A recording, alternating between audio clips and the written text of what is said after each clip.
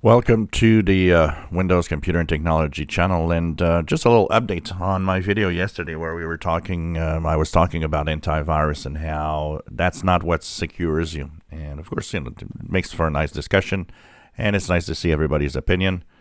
And the interesting part of the security, because I got questions, for one of my comments was that standalone Windows, just like that on the internet, when it's up to date, does not get viruses. So a lot of people came back and said, well, these enterprises that get cyber attacks, it's the computers that are, standalone on a system on the network, and they get hacked. Well, once again, any type of attack that enterprise goes through, servers that get attacked and get malware, things like that. Once again, it's always the same thing, not following the rules. I said it yesterday. There's a set of rules you got to be careful. One of them is to update your system to the latest security. Always. Your browser, your Windows, and all the software you have that you can update it to the latest security. That is the number one thing. That is 99% of your security right there. Then, once again, what you do, and I get a lot of people saying, well, you can't rely on what people have to do. Yes, you can. Absolutely. As a tech guy, I see it. And people know when they did something bad. No one that had a virus did nothing.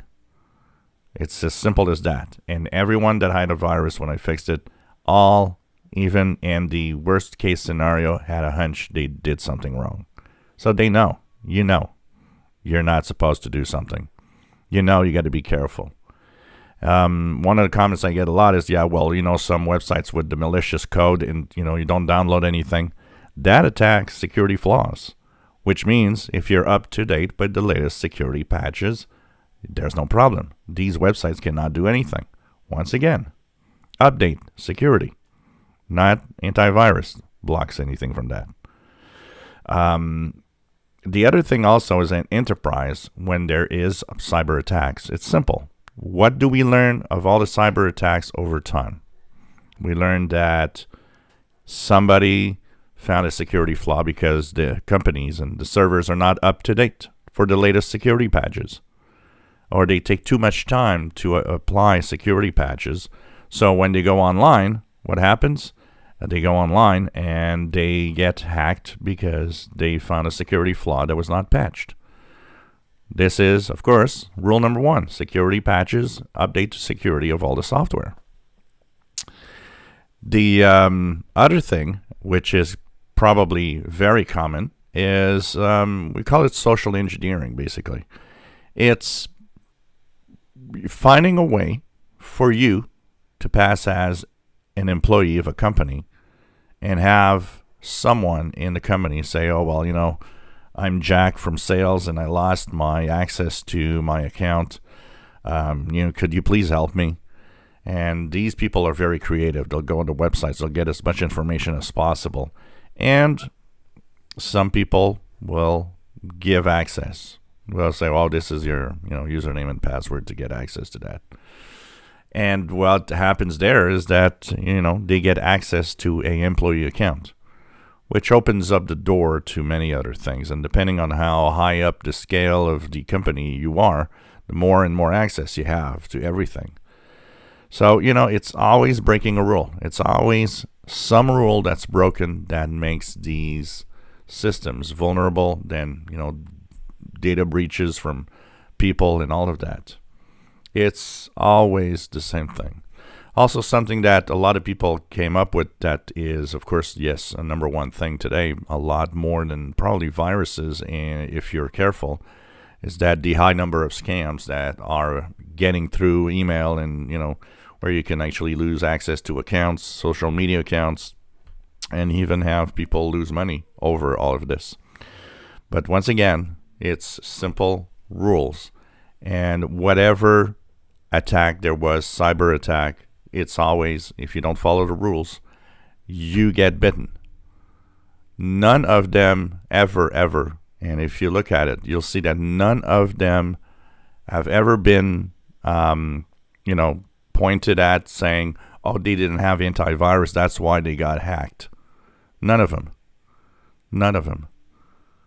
They get pointed at, well, the server software was not up to date, or an employee gave access, or, you know, any other way that somebody was able to get into the company is always by some mean of there was a flaw somewhere.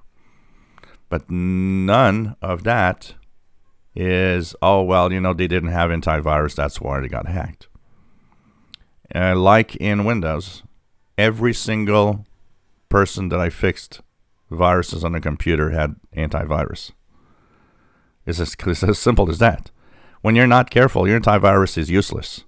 It does not protect you. And if you get infected, you know, without reinstalling Windows, no, it's not true that you can clean a system. That is a blatant lie by every tech guy that I've seen. Oh yeah, I clean systems. No, you don't. That's a lie. It's a simple lie from a tech guy that tells you I'll remove the virus and you'll be okay. So that's all part of security. And security is, once again, what you do, not the antivirus. It's something that you have to put in your head. And it's what people need to understand.